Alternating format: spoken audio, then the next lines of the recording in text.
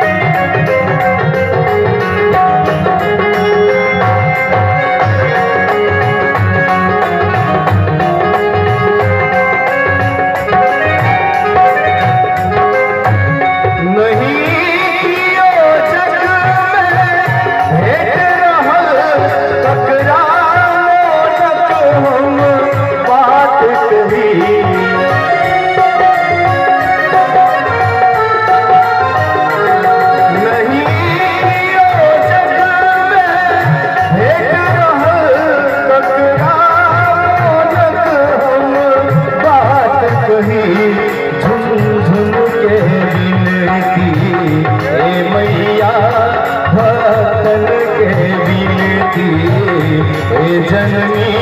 निज पुत्र मुझ स्वीकार करी निज पुत्र मुझ स्वीकार